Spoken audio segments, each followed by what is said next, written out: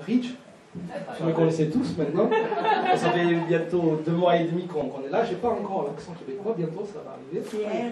C'est Rigia. Donc, c'est un privilège pour moi et un honneur d'être là devant vous ce soir. Et le plus important, ce n'est pas mon témoignage. Le plus important, c'est que tu es fidèle. Et si, à travers mon témoignage, vous vous rappelez juste que de ça, la fidélité de Dieu, j'ai tout gagné. C'était ma prière. Amen. Donc, je ne sais pas si vous savez, mais Jésus nous a laissé 2 mandats. 2 mandats. Donc, je parlais un peu de ces 2 mandats parce que c'est quand même 2 mandats qu'il nous a laissés en tant que chrétiens. Je pense que c'est important de les savoir.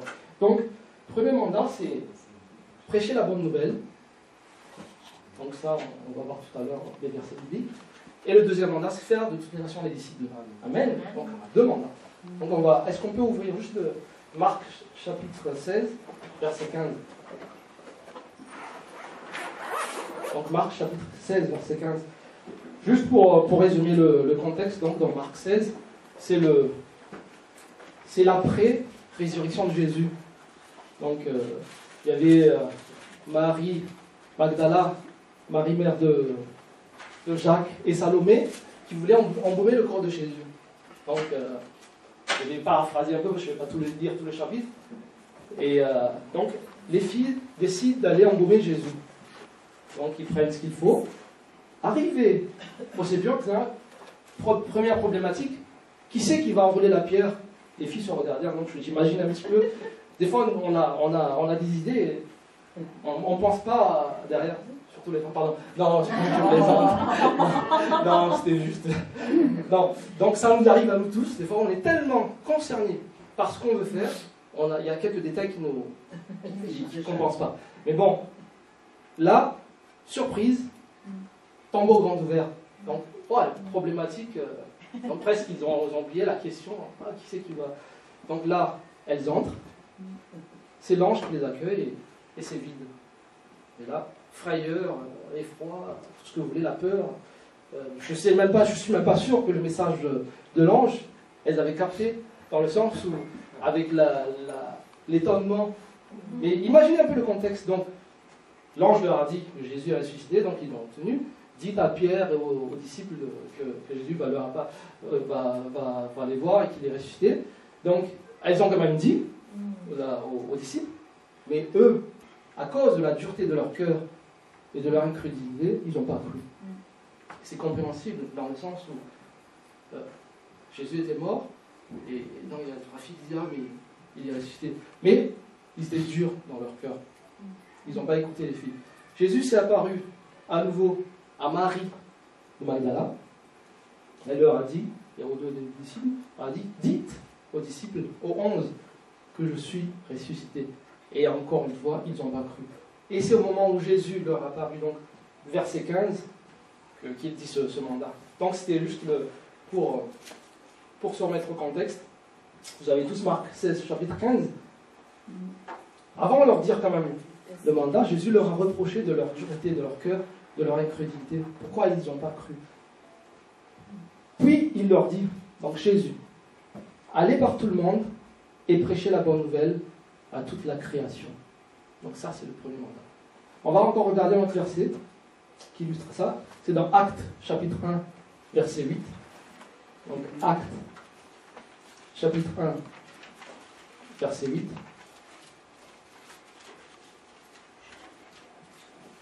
Donc c'est Jésus à nouveau qui s'adresse aux apôtres. Il dit,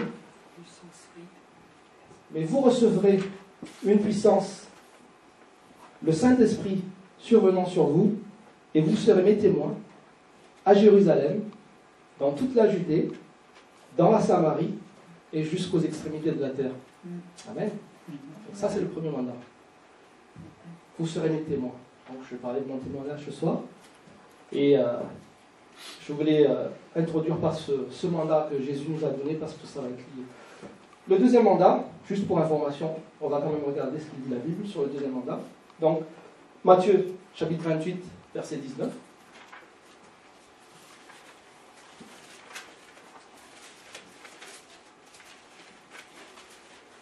Matthieu, chapitre 28, verset 19.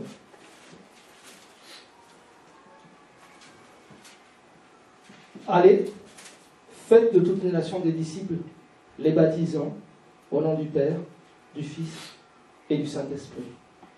Amen. Donc, on a les deux mandats. Donc, en tant que chrétien, Jésus nous a confié ces deux mandats. Donc, je vais prier un instant pour la parole de Dieu. Merci Seigneur pour ta parole, car ta parole est la vérité. Merci Seigneur parce que, à travers ta parole, Seigneur, nous sommes encouragés. À travers ta parole, Seigneur, nous connaissons la vérité. Et merci parce qu'à travers ta parole, nous allons de gloire en gloire, Seigneur, vers toi. Et merci parce que tu es glorifié, Seigneur, par nos témoignages. Et aussi, Seigneur, à travers nos témoignages et à travers ton sang, Seigneur, nous l'avons vaincu. Amen. On a vaincu le diable à travers nos témoignages. Amen. Donc, j'ai 37 ans. Ça fait pas longtemps que je suis au Seigneur, ça fait que 18 ans maintenant. Donc, en 18 ans avec Dieu, il y avait quand même pas mal de bénédictions et pas mal de fois où Dieu a montré sa fidélité.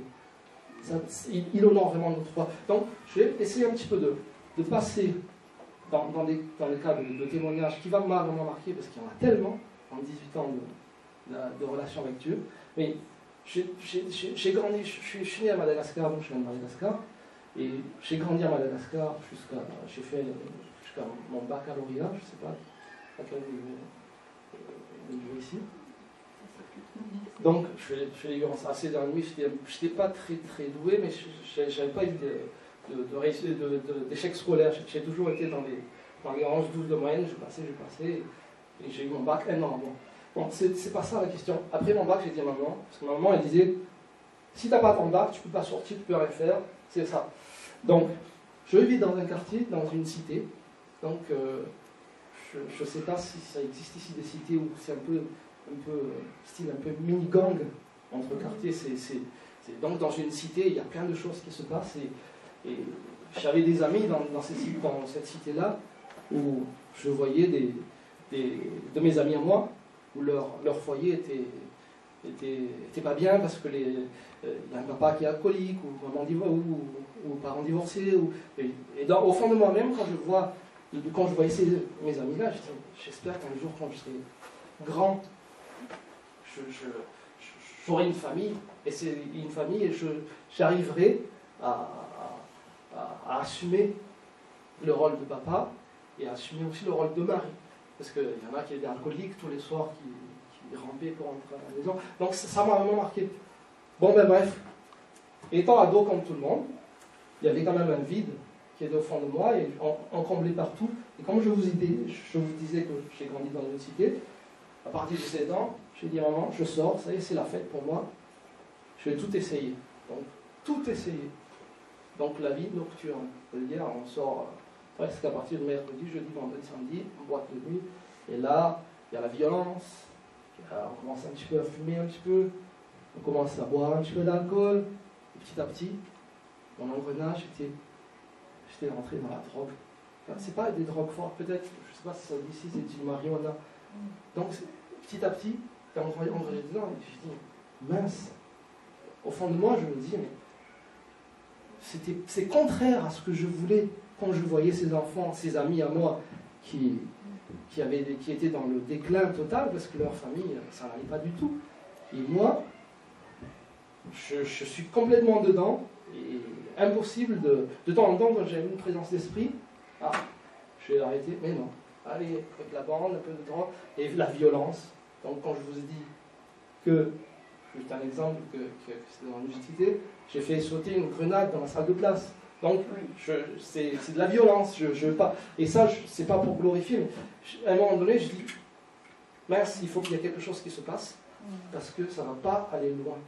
J'avais pas d'avenir, j'avais pas d'espérance, mais c'est de jour au jour. Et à 16 ans et demi, 17 ans, je ne voyais pas loin dans ma vie. Et jusqu'à ce jour où une amie m'a invité à aller dans une église évangélique, et m'a dit, mais est-ce que ça t'intéresse de venir avec moi dans une église? Dans une église? Qu'est-ce que je vais faire dans une église? Donc allez, pour te faire plaisir, je vais y aller. Donc je suis allé, et c'était une campagne évangélique. Et ce jour-là, le pasteur, l'évangéliste qui était là, j'avais l'impression qu'il prêchait ma vie. C'était bon, bon, bon, bon. Je dis, mais waouh. Je dis, mais c'est pour moi, c'était un rendez-vous divin. Ça, c'était un rendez-vous divin. Et à la fin de sa prédication, il a fait l'appel. Il dit, est-ce que il y a quelqu'un parmi vous qui n'est pas encore chrétien, qui n'est pas sûr d'être appel classique? Et je me suis levé. Je me suis levé, j'ai dit, Seigneur, dans mon désespoir, parce qu'au fond de moi, je savais que ce n'était pas bien ce que je faisais. La violence, quand je parle de violence, chaque mois on était dans des gardes-vues, même pour ma maman qui était là, c'était même pas vivable. Donc, mais quand on est dans une cité entraînée avec la bande et aussi paumé, parce que j'étais paumé, je pensais que ça allait combler ce vide, je pensais que c'était bien sur le moment, mais quelque part au fond de moi, je savais que c'était pas bien. Donc j'ai donné ma vie au Seigneur, et là, changement est radical. Plus jamais de drogue, plus jamais de vie nocturne ou de la violence, plus jamais d'agressivité. Et là, je dis, Seigneur, wow. J'ai fait un pas envers lui. Il a tout donné. Donc, pour moi, partageant mon témoignage, c'est vraiment pour moi une victoire parce que Dieu a fait tellement de choses et ça a changé complètement ma vie. Amen. Mais c'est pas fini.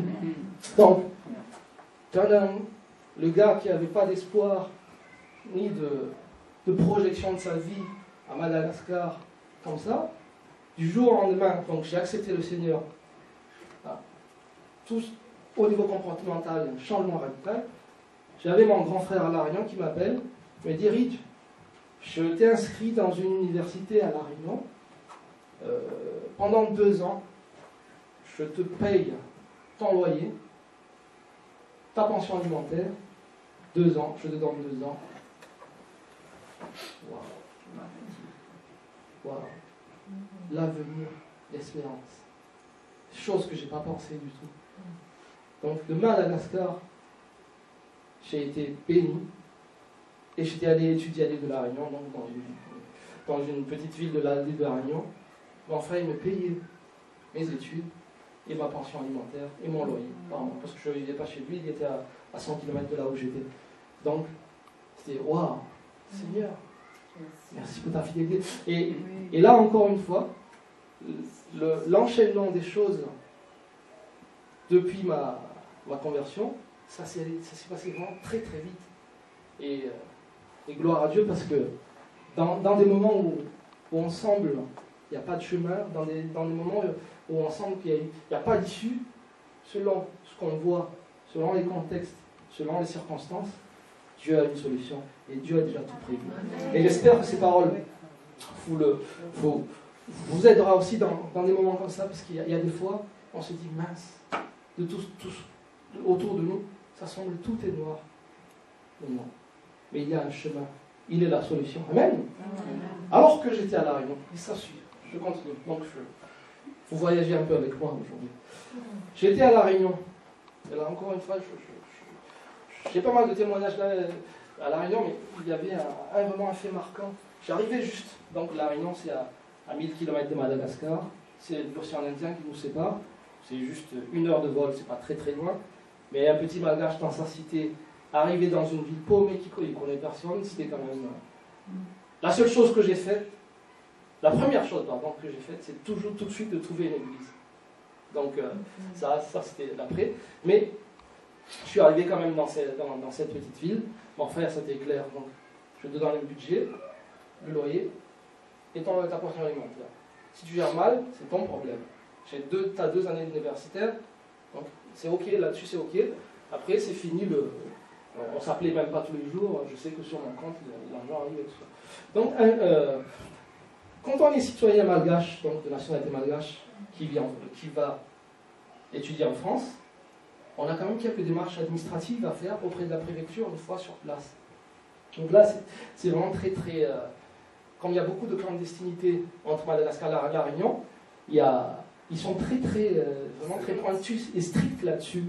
Et donc, je suis dans mon petit bled, c'est vraiment un petit bled de 120 personnes, là où il y avait l'université.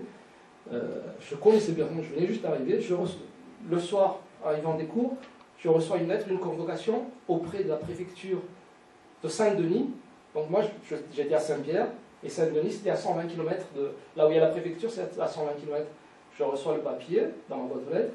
C'est le lendemain à 10h, le rendez-vous pour mes papiers, pour mon titre de séjour, pour que je puisse rester étudier à La Réunion. Je dis mince, il y a un problème. C'était... Je ne savais pas que... Je n'avais pas les sous déjà, parce que pour aller à Saint-Denis, il faut aller prendre le bus jaune, je ne sais pas si vous connaissez La Réunion, le car jaune pour faire les 120 km aller-retour, et plus les frais de traitement de mon dossier. J'avais besoin de 200 francs à l'époque, francs français. Et je dis, je n'ai pas de compte bancaire, je n'ai pas de téléphone. Mon frère, ce soir, je ne peux même pas l'appeler pour lui dire, fais les 80 km et donne-moi un peu de 100 francs, parce que demain, je suis convoqué à la préfecture. Et c'était bien stipulé sur la convocation qu'il n'y aura pas d'autres convocations, sauf cas extrême, si vous êtes hospitalisé ou avec un certificat médical. Donc j'ai dit, waouh, ça va être problématique. Donc je reçois ce courrier-là, demain à 10h à Saint-Denis. Moi je suis à Saint-Pierre. J'ai dit, Seigneur, je ne connais personne, je suis dans un lieu où il n'y a personne, qu'est-ce que je fais? Je prie, c'est toi qui es la solution. Et j'ai pris un instant juste pour prier, j'ai dit, Seigneur, tu trouves la solution. Parce que je ne sais pas qu'est-ce qui va se passer si je ne me rends pas à ce rendez-vous. Après, j'ai oublié. Dans la journée, dans la soirée, j'ai oublié entre-temps. Je fais mes trains d'habitude dans la vie. J'ai vraiment mis ma foi en action en disant, Seigneur, tu t'occupes de ça. Si c'est toi qui diriges tout. Et c'est toi qui convaincs le cœur de la personne à Saint-Denis là-bas pour mon papier après. Ok. Donc, tous les soirs... Donc le soir, je suis à la maison, je fais mes petites vaisselles, je me prépare pour aller me coucher. La sonnette, il y a quelqu'un qui sonne. Qui c'est qui est? J'étais déjà un petit apprêté pour aller dormir. Donc je sors quand même. Et monsieur, excusez-moi monsieur, je suis désolé, j'ai juste quelque chose à vous remettre et je pars, je ne vous dérange pas plus. Donc, ok. Donc il me tend l'enveloppe. Et il part. Moi, je fais quoi? Je regarde ce qu'il y a dans l'enveloppe. Je rentre, je regarde. 200 francs. Oh, merci Seigneur. Vous savez, là, j'étais vraiment... Waouh! Mais Dieu est fidèle. Dieu est fidèle et bon. Il connaît les circonstances, il connaît tout. Le contexte, tout. Et là, je dis, mais Seigneur, je ne peux plus vivre sans toi. Je ne peux plus vivre sans toi. Donc, là, c'est une partie de mon témoignage. Vous en voulez encore? Ok, donc on va continuer. Et donc, entre-temps, j'ai fini mes études. Ma sœur, qui était à Nice, j'avais une sœur à Nice qui me disait, mais quand tu as fini tes études à La Réunion, si ça t'intéresse de continuer tes études universitaires, tu peux venir à la maison et continuer à l'université de Nice. Donc, j'étais encore une fois béni, j'ai réussi mes 2 années et j'ai atterri sur Nice. Donc, là, après de Nice, j'ai eu un travail sur Monaco jusqu'à février. Un très très bon travail, j'ai fini mes études. Et ça fait donc 18 ans qu'on est le Seigneur, que je connais le Seigneur. Je ne dis pas qu'il n'y a pas de problème ou d'épreuves. Mais ce que je sais, c'est qu'on a toujours la victoire. Allez, je vais vous raconter encore une autre épreuve. Donc, je suis dirigeant de louange donc, à l'équipe de Nice. On est une équipe de 20 personnes, 3 groupes qui tournent. Donc, pourquoi je dis que je suis un dirigeant de louange? Parce que, juste pour dire que j'ai une église locale et un chrétien sans église locale, c'est un chrétien en danger. Donc, j'ai été engagé, je me suis engagé dans cette église, donc, avec John et Laura, pendant des années, et à un moment donné, je fais partie de louange, et j'ai un appel sur la louange, donc ça, je ne sais pas si vous voyez, mais c'est vraiment un cœur, et chanter, louer, c'est vraiment un appel pour moi, et même dehors, il n'y a pas de souci, on chante et on loue le Seigneur à tout moment. Et donc, étant directeur de louange, donc on faisait des auditions pour les gens qui veulent jouer parce que c'est une grande église. Donc il y a des gens qui veulent jouer, il y a des instrumentistes qui veulent venir, donc on fait des auditions. Donc c'est très sérieux quand on parle de ça. Mais c'est pas ça le problème. Mais en septembre 2011, ma guitare avait 10 ans, donc j'ai dit à ma femme, au revoir, j'ai dit ce serait bien que je change de guitare parce que ça commence à être vieille l'autre, et donc je vais donner à quelqu'un de l'église. Et j'ai été béni encore une fois. Le budget de la guitare, je ne l'avais pas, et dans l'église, on a reçu une offrande spéciale sans nous mettre. Merci Seigneur. Donc ça, c'est juste un petit plus qui n'était pas prévu que je vous dise, mais donc j'ai été béni là-dessus, et waouh, Dieu est fidèle et bon. Et un dimanche 23 janvier, j'étais allé jouer au soccer. Qu'est-ce qui se passe quand on joue au soccer? Rien de plus, c'est tout simple. Voilà, Glenn me fait un signe. J'étais gardien de but, et le ballon, donc nous on joue, sur Nice on joue au soccer toute l'année dehors. Donc c'est 23 janvier, hein. Donc on joue toute l'année dehors, sauf que les terrains dehors, il y a des grillages autour, et des filets en hauteur pour que le ballon ne passe pas derrière. Alors ce jour-là, j'étais gardien de but, parce qu'on tourne un peu dans les gardiens de but. Et ce jour-là, quand j'étais gardien de but, le ballon, il était coincé en haut, entre le grillage et le filet. Ok. Je vais aller le chercher. C'était même pas à moi de chercher, normalement.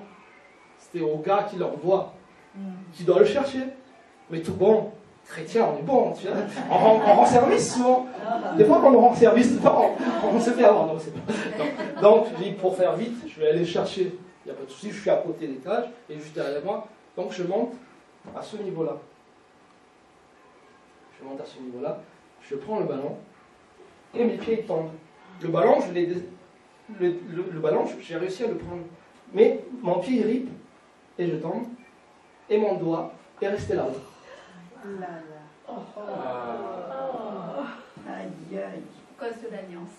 Voilà, c'est l'alliance qui était coincée entre le grillage et avec mon poids. Le doigt était là-haut et moi j'étais là-haut. Aïe, aïe, aïe.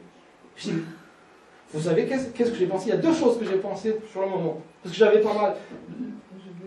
Le corps est tellement bien fait que dans des cas comme ça, je pense que le cerveau il coupe un peu. Et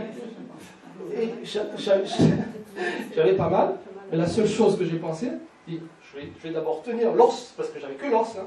Je vais tenir l'os parce que peut-être il y aura beaucoup de sang. Et mince, ma guitare, je viens de changer de guitare. Honnêtement, c'est ce que j'ai pensé. Je peux jouer la guitare. Ouais, j'ai dit mince. Waouh, je viens de jouer de ma guitare. Et qu'est-ce que j'ai fait? Parce que j'avais la voiture, j'ai encore organisé tous mes affaires. J'ai dit à mon cousin, tu montes la voiture. Parce qu'au départ, j'allais monter la voiture pour chercher Aurore. J'ai dit, comment il va faire Aurore pour avoir la voiture? Et moi, il va y avoir les pompiers qui vont venir me chercher. Donc je réfléchissais entre-temps. Donc j'ai dit, j'ai perdu mon doigt, appelez les pompiers. Et de l'autre côté, je dis, rassemble mes affaires, parce qu'il faut monter la voiture pour Aurore. Donc il y avait mon cousin que j'ai dit, tu prends la voiture et tu montes la voiture à Aurore, parce qu'elle aura besoin de la voiture. Moi, c'est les pompiers qui vont venir me chercher. Donc c'était un peu l'organisation. C'était marrant, mais je pensais à tout ça, j'organisais tout ça, et les pompiers sont arrivés, ils ont pris le doigt qui était là-haut, et ils m'ont emmené à l'hôpital. Comme c'est un dimanche à 1h de l'après-midi, donc le chirurgien qui était d'astreinte, il a fallu encore appeler parce qu'il était avec sa famille. Donc c'est le dimanche. Voilà. Il a regardé un match de foot. Voilà. Donc on l'a appelé. Quand le chirurgien est arrivé, je suis désolé docteur, je vous fais arriver un dimanche après-midi. Mais sérieux, moi c'était. Il me regarde mon doigt. Il dit j'ai 1% de chance de vous remettre. Je dis, je joue à la guitare, et si vous pouvez le mettre, il me dit, le souci, c'est pas de le remettre. Le souci, c'est que votre tendon fléchisseur, il est sorti de là, Il était arraché avec le doigt. Donc, je peux vous mettre le doigt, mais il sera juste esthétiquement là, mais il ne pourra plus faire comme ça. D'accord? Je dis, écoutez, faites ce que vous pouvez, mais je suis là en tout cas. Vous avez mes mains entre vos mains. Vous avez mes mains entre vos mains. Et donc, ils ne m'ont pas endormi. Parce que je voulais qu'ils m'endorment, mais non, je ne vous endorme pas parce que j'ai besoin de parler avec vous. Si je dois prendre une décision, j'ai besoin de parler avec vous. Donc, il m'a endormi de là, et j'ai tout entendu. Bon, ça c'est et pendant 7 heures, donc, au bout de 4 heures, il vient me voir. Il dit, Monsieur Razafine Ralambo, j'ai une mauvaise nouvelle à vous annoncer. C'est qu'on a tout essayé. Quand il s'agit d'arrachement, comme ça, beaucoup de tissus sont endommagés. Donc il y a les nerfs, les artères et tout ça, et on a essayé de tout recoller. Mais sauf que la vascularisation de votre artère à ce niveau ne se fait plus. Donc on a essayé de vous mettre des fluidifiants pour pousser le sang, mais ça ne marche pas. Donc si je vous laisse comme ça, dans 2 jours, ça va noircir, ça va s'invecter, et je dois l'enlever. Donc je vais l'enlever maintenant. Voilà. Alors là, quand il m'a annoncé ça, j'ai commencé à dire, oh, ok, je vais apprendre la basse. Dans ma tête, je vais apprendre la basse, la batterie, le percu. Et c'est fou, mais c'est vraiment c'est une obsession. Moi je dis, je ne peux pas lâcher mon ministère à cause d'un doigt. Je ne peux pas lâcher à cause de ça. Et j'ai commencé à réfléchir et dire, je vais faire la basse. Tu sais, la basse, je sais pas, tu as besoin de ce corps pour la basse. et donc, ils ont fait ce qu'ils ont fait. Et je suis sorti au bout de 7 heures du bloc opératoire. Et quand j'étais en salle de réveil, ma fille m'a dit, vous savez, j'ai entendu que vous êtes guitariste, mais il y a Django Reinhardt qui avait que 3 doigts, il a pu jouer. Ah, ça m'intéresse. Il a pu encore jouer. Il y a d'autres façons de pouvoir jouer, ou sinon vous pouvez aussi changer d'instrument. J'ai dit, voilà. Merci. Donc j'y ai pensé. Donc je suis sorti de là. Donc toute l'église, attendez là, pas toute l'église, en tout cas une bonne partie de l'équipe pastorale et des amis de l'église étaient là. C'est pour ça que je vous dis, nous sommes une famille.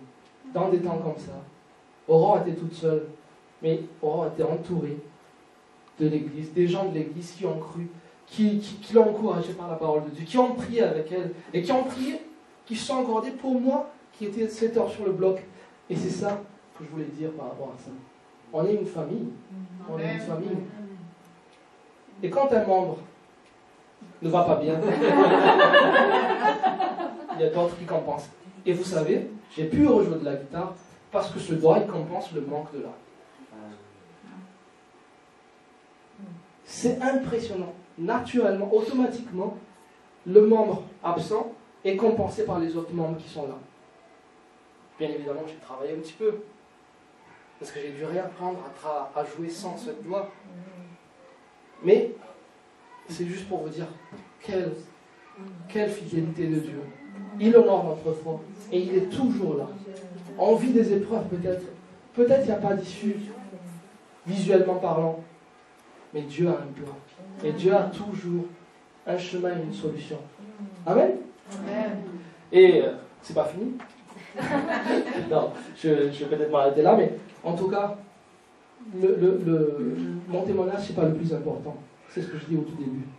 Le plus important, c'est qu'on sait qu'on a un mandat que Jésus nous a dit de faire et qu'il est fidèle. Si vous retenez juste ça, mon témoignage, c'est pas le plus important, mais de se dire, Jésus nous a dit de prêcher la bonne nouvelle à Québec, au Québec, à Canada et jusqu'aux extrémités de la terre. Même si on ne rentre pas dans ce débat-là, mais chacun autour de nous, là où on est, au travail, on fait la différence par nos attitudes, par nos témoignages, c'est déjà, tout peut changer et on change des vies, on change des cœurs. Amen. Nous sommes concernés par là où on vit. Nous sommes concernés pour nos familles. Amen. Oh, merci Seigneur pour ce temps. Merci Seigneur parce que Nous voulons te glorifier, Seigneur, parce que la gloire est pour toi. Nous sommes, Seigneur, des ouvriers, Seigneur, entre tes mains. Nous voulons tout simplement, Seigneur, agir selon le mandat que tu nous as donné. Et merci, Seigneur, parce que ensemble, Seigneur, nous avançons de gloire en gloire, comme ta parole nous dit. Et merci, Seigneur, parce que tu es bon, tu es fidèle. Et chaque jour, Seigneur, tu nous montres ton amour, Seigneur. Et merci parce que tu agis puissamment dans nos vies, Seigneur. Oh Jésus, nous te demandons toute la gloire, Seigneur.